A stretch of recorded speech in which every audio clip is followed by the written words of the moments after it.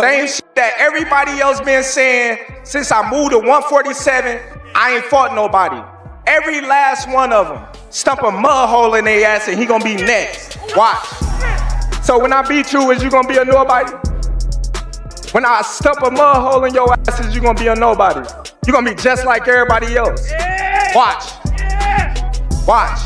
The heat surrounding the Canelo versus Crawford fight is intense and shows no signs of cooling down. This was evident at the last news conference, where things escalated when Canelo and Crawford were caught using racial slurs. The entire conflict began when Canelo was asked about their previous altercation.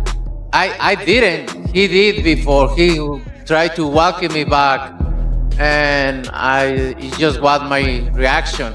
That's it. I think he don't did them because he really wanted to do. I think Turki Al-Ashi told him, you need to do something. And he did. He did. And now... Following that news conference, Crawford reiterated that he was laughing at Canelo's behavior. He made it clear that he enjoys all the drama and the chaotic energy surrounding the build-up. As you can see, you know, I love things like that. You know, it excites me. I'm more motivated than ever now. During the last press event, Terence Crawford addressed the moment Canelo Alvarez shoved him. Crawford stated that the push did not scare him at all and that it had no impact on his fight plan or his mental preparation. You know what I mean? Like, that little push didn't do nothing, as you can see.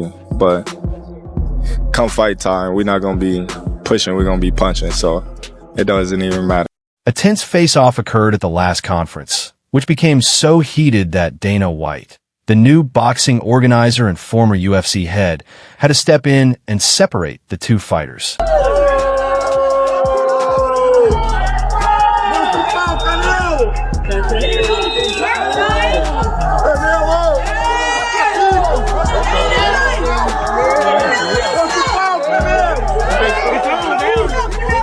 This is more than just a fight. It's a historic war between two men. Both have dominated every weight class they've entered, silencing critics along the way. Canelo Alvarez reflected on his fight with Billy Joe Saunders, explaining how Saunders' pre-fight behavior made him so angry that he entered the ring with a violent, angry aggression. He implied that a similar, fiery motivation would drive him in his fight with Crawford. You know, a lot of MMA fans, UFC fans, may not have ever seen you fight before, and they might tune in because Dana and the UFC are involved. So what has it been like maybe introducing yourself to a lot of MMA fans? Canelo Alvarez took issue with some of Crawford's comments, particularly when Crawford said he didn't feel it was important to live up to other people's standards. Canelo sensed that Crawford was trying to prove something or send a message during the press meeting, which he didn't appreciate. More personal because, you know, I did respect him. I don't respect him anymore because he say, I'm not gonna do what they want me to do and this and that. And then he tried to, maybe Turki Al-Ashi told him, hey, you need to do something because you seem so nervous in Riyadh. So and he tried to, like, he walked me back, and that's why I pushed him. And, you know, like I say, don't fuck with me. Does it bring a different Canelo then? Yeah. At the news conference, Canelo made a serious claim, suggesting that a cut or issue during the last fight might have been caused by Turki Al-Ashi instructing Crawford to walk him down. He then delivered a stark warning to Crawford, telling him that if he messed with him, his career would end. I respect his word because he say, oh, I'm not gonna let somebody to tell me what I need to do. And he did. So, but you know me. Just, I respect everybody, but if you me, so it's gonna be different. You know. Listen. Hey, we know, buddy. We know. First and foremost. The argument escalated when Crawford said he was motivated by rumors coming from the Canelo camp. He claimed he stood in front of Canelo to show he wasn't afraid, hinting that he was the one controlling the fight's narrative.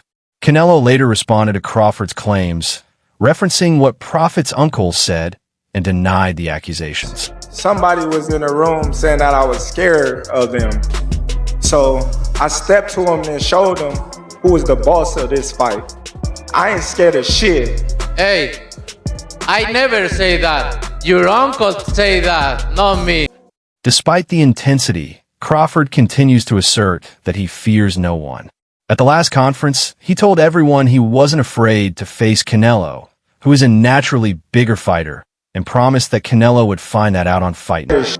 And you're gonna find that out. As you've seen, the last press conference, We'll see. when I walked you down, when you supposed to be the bigger man. Yeah, hey, you say that because you fighting with nobody, and you obviously look like you're a great fighter. But you find out September 13th, this is gonna be different for you. And it's gonna be different from you as well. On one side is Canelo Alvarez, a Mexican hero and the present undisputed super middleweight champion. With 39 knockouts, 63 wins, and only 2 losses, he has fought legends like Gennady Golovkin, Caleb Plant, Sergio Kovalev, and Miguel Cotto. Despite the magnitude of the event, he expertly kept his cool. While initially a little nervous, he now knows this is a defining day for his career. Presser yesterday, and I thought Canelo looked really well. Do you know what I mean? Obviously, he's a big lump, so I was always Canelo. Then I sort of leant towards Vaz, but now I'm back with Canelo. So we'll see. Canelo's an all-time great. He's an incredible fighter, and look, I actually think this is a bad fight for him. Eddie Hearn stated he leans towards Canelo, but set up a scenario where neither fighter will find the battle easy. He acknowledged that Crawford's unique style, combined with quick reactions, smooth moves, and constant adjustments, could make the ring look like a checkerboard, forcing Canelo to play catch-up. He'll engage a lot more than Skull, but he will be looking to do all the things where people have had success, which is use movement. Look at what Bivol did. Bivol had the perfect game plan. He boxed off the back foot, then he attacked, then he moved, then he, all that kind of stuff. And then Crawford will be looking to do exactly the same. Hearn also emphasized that Crawford views this as more than just a payday or a new title. It's his chance to transcend being a technical genius and become a true great. According to Hearn, Crawford doesn't want power. His ultimate goal is to leave a lasting memory in the history of the sport. Fight that's probably quite personal to him to prove himself as a great. And there is no doubt that if he wins this fight, he's a great. I mean, he's a pound for pound tremendous fighter, but the elephant in the room, the size difference, was addressed. Crawford, who naturally weighed 147 pounds, has been chasing the 168 pounds king. Canelo didn't close the door on the fight, leaving it open if the business made sense. Canelo, who has fought and beaten champions in 4 different weight classes, looked calmer and more at ease than Crawford at the press conference. He spoke positively about working with Dana White and the event managers, stating he doesn't see UFC and boxing as competitors.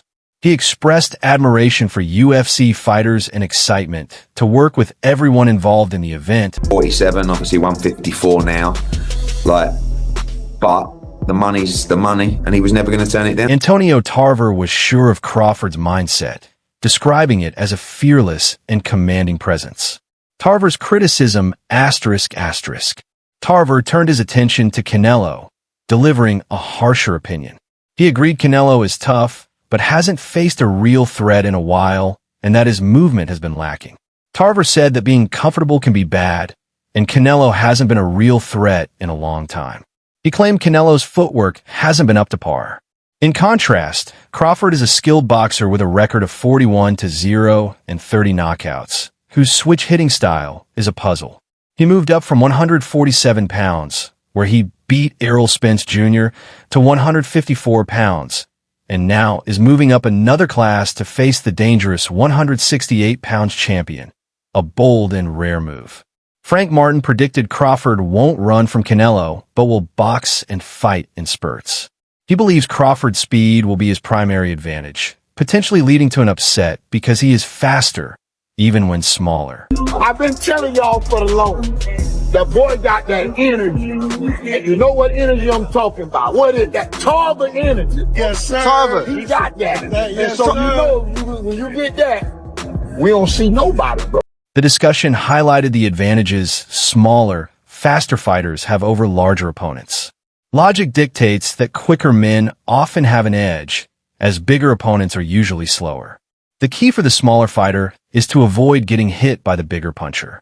For Crawford, this fight is about defining greatness.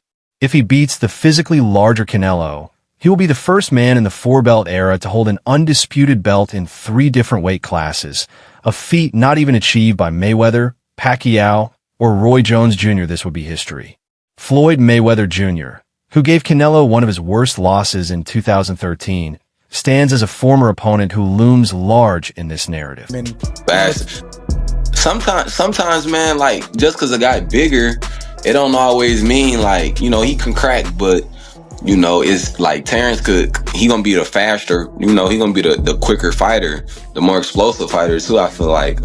Despite the weight difference, neither team has a clear physical edge, which is why both are so confident. Brian Bomack, McIntyre, Crawford's trainer, met the energy with calm certainty, emphasizing the discipline and trust built over years of hard work. He stated they were just going to go out and win, keeping the game plan a secret.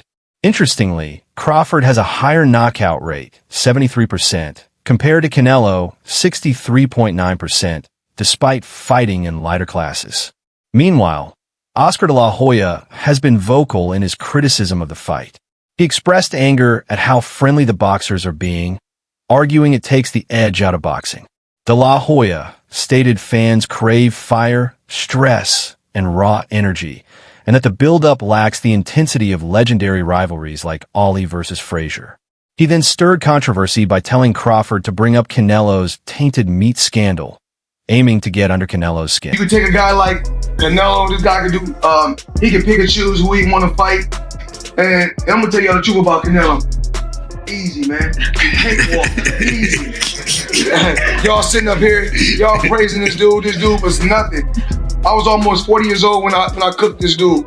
Easy.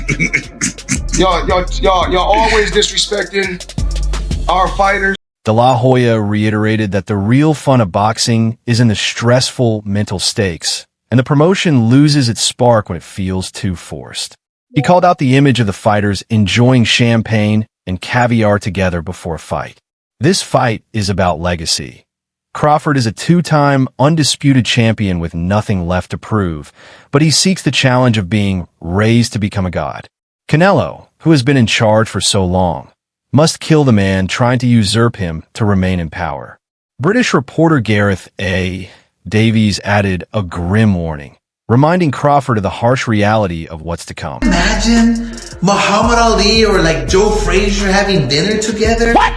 Can you imagine Mike Tyson and Mitch Green before a brawl? Hey. What the f? No boxing fan wants to see 2 fighters having dinner together. We could have a dinner on Wednesday. Canelo is not going to box cute. He's going to hurt you. He starts on his heels, plants himself, and goes for the knockout on a mission. Crawford has never taken shots like the ones Canelo will throw. This is a test of toughness, heart, and pure will. It's a war where every clean hit can change everything. Davies asked the terrifying question, is Crawford really ready for that much fire? He faced a hard hitter in Errol Spence, but Canelo is one of the best Mexican boxers of all time. On September 13th at Allegiant Stadium in Las Vegas, this heritage fight will be a mix of history, pride, and strong feelings. The fire grows with each conference and stare down. Whether it's calm strategy or all-out strain, all eyes will be on these two when they finally fight. History will be on one side or the other. For both men, Canelo always looks for the knockout, as he says. He will be planting his feet. And as I said to Terence, are you prepared to be hit harder than you've ever been hit before? Obviously, he doesn't want to be hit, but Canelo will hit him harder than anyone he's probably been in against. So Spence hits hard, but it wasn't the same Errol Spence that he fought. And he's up against one of the all-time greats of Mexican boxing on September the 13th at the Allegiant Stadium in Las Vegas. It's a really big fight for him. It's a legacy fight because his resume isn't anything like Saul Canelo Alvarez's legacy.